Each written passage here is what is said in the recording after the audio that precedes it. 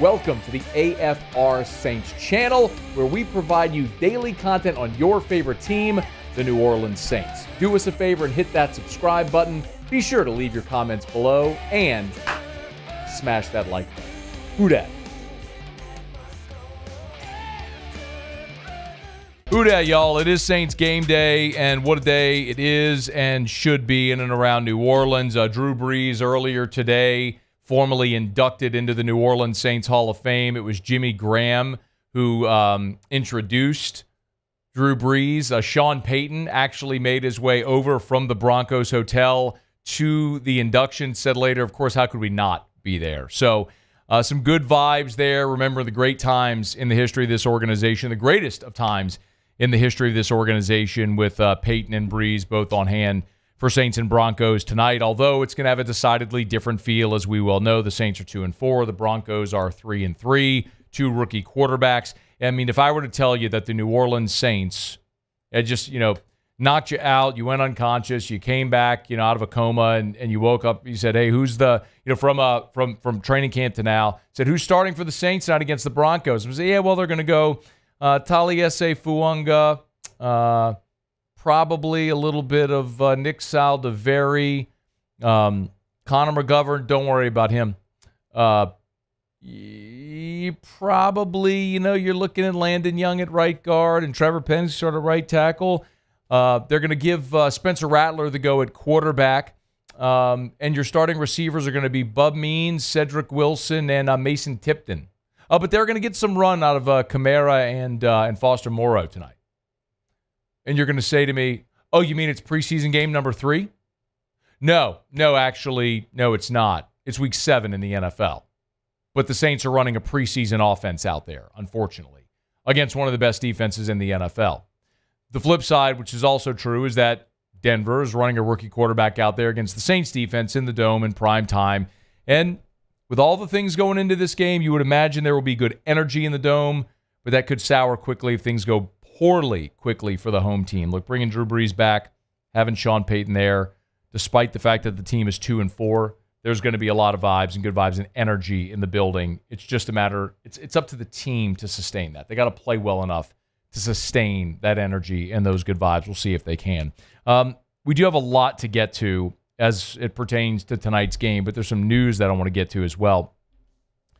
There was a report from Diana Rossini that the New Orleans Saints could be interested in trading for another receiver. And this time, it's Mike Williams. You probably remember Mike Williams from Clemson, was a top 10 pick, 7th overall of the Chargers. A little bit of a slow start to his career, but once he got rolling, he was really good on some really good Chargers teams. The way it's gone since after this season, he ended up playing 7 seasons with the Chargers.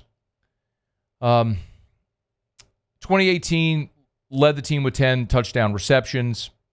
Led the NFL with 20.4 yards per reception in 2019. His best season was in 21, 76 catches, 1,100 yards.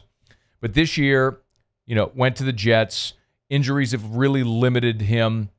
Just 3 games a season ago. And it was thought that in this free agency period when he signed with the Jets, Garrett Wilson and Mike Williams would be a great 1-2 punch for Aaron Rodgers. That hasn't really worked out, as we will see. Now the Jets have traded for Devontae Adams. So in theory, they're willing to part with Mike Williams.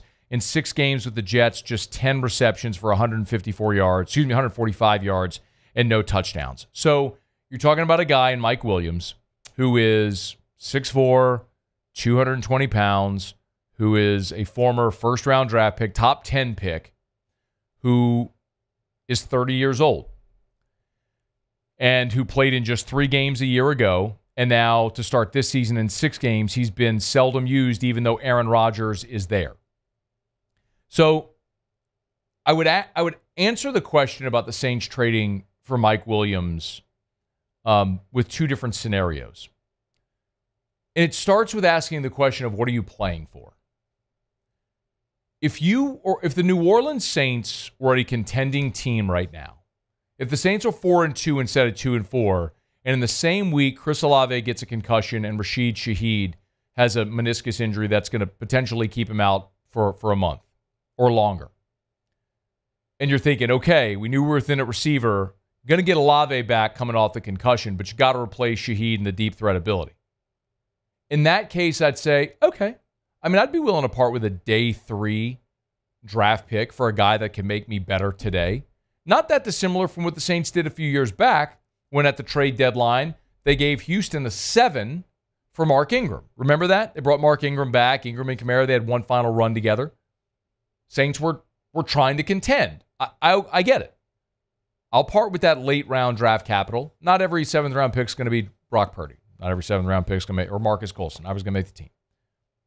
The flip side of it is, if you're not contending, which the Saints are not, at 2-4, and after tonight, I think they're going to be 2-5.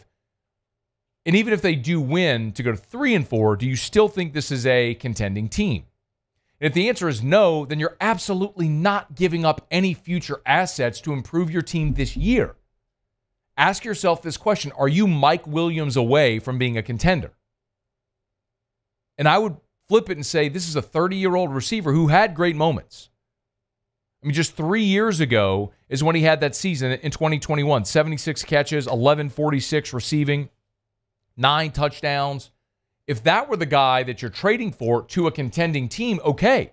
But I'd flip it and say, why wouldn't he be doing that with Aaron Rodgers throwing in the football? What are you really getting at this point, and is it worth giving up an asset? So the answer to that is flatly no. Now, if Mike Williams were a free agent, if the Jets had cut Mike Williams and he was free to sign anywhere, would you go look at Mike Williams and kick the tires? Absolutely. He's still a 6'4", 220-pound receiver who has deep threat ability, and that's what you're missing right now with Rashid Shaheed injured and could be, for the indefinite future. So if this were a situation where Mike Williams were a free agent and you could just go sign him, veteran minimum, whatever, okay, you're desperate for help. So, yeah, I mean, you just went, it's no different than just going to sign Dante Pettis. It's the same exact thing, except in this instance, you'd have to give up an asset, and I'm not okay with that. You're a team that needs to value your future assets because you've got to be able to get younger in a hurry. Now, the other part of this conversation today is a lot of people asked about Jamal Adams. Jamal Adams asked for a release from Tennessee, and they granted it to him. Tennessee cut Jamal Adams today. And I'm not the guy that's ever going to sit here and say, yeah, go sign the former Tiger. Sometimes it makes sense. A lot of times it doesn't. But this is one of those instances where you've lost Will Harris to injury, and he was a guy that was giving you depth at safety. Tyron's aging. Should be back off of injury today. You've seen a little bit of a rotation there with Jonathan Abram and Jordan Howden as well. Is Jamal Adams a better option than them? If you had to trade and give up an asset for Jamal Adams, I would tell you absolutely not. Jamal was awesome to start his career. First 2 seasons with the Jets, played in every game. Year 3 in 2019, played in just 14 games, but he was a Pro Bowler that year as well. Since then, his first year in Seattle, played in a dozen games, 12 games in 2021, had the season-ending surgery after just 1 game in 2022. Last year, played in just 9 games. So far with Tennessee, 3 games, 1 start, and they've cut him now after having just played in 3 games through 6 weeks. It's fair to look and say, is he any good anymore? He might be a guy at 29 years old whose body has failed him. He has been unable to stay healthy. He's not worth giving up an asset. It's a similar conversation with Michael Thomas. Michael Thomas at 30 years old, who has been unable to stay healthy for a half decade, is not the same player he was when he was the best receiver in the NFL. Same with Jamal Adams. He's 30 years old. He can't stay healthy. He's not the player he was when he was a second-team All-Pro and he went to 3 straight Pro Bowls. That's not Jamal Adams anymore. Jamal Adams was on the NFL Top 100 3 times. He was 37th, 27th, and 31st in 19, 20, and 21. He was one of the top 30 players in the league. He is not a shell of that anymore. But he's effectively free. If you want to go sign him and get him into your rotation to bring a veteran out, a veteran who's been good at points in his career while you've got an injured Will Harris, sure, I'm for that. Because it's inexpensive. The one thing the Saints can't do right now as an organization is give up future assets to try to win now. Because this season is lost. You are 2-4. You're going to lose tonight to Denver. I think you're going to lose tonight to Denver. You'll be 2-5. And there is no chance, especially with Derek Carr out for at least another game and all the mass unit of injuries you've had, that you're digging your way out of this hole. If you can do it affordably to make your team better, you absolutely do that. Jamal Adams is an example of that. You do not sacrifice anything in the future for the now anymore. You cut up your credit cards.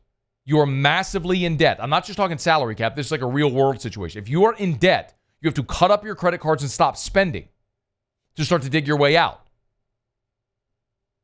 The Saints have to look at it the same way. If you want to get a better roster, you are going to have to be more fiscally responsible. That means you are not playing for the now. As hard as that is for this organization, which has been in that mode for 15 years to do, you are not playing for the now anymore. You've got to be playing for the long term. Hey, thanks so much for watching. Please leave your comments. I love to interact. And be sure to hit the red subscribe button below.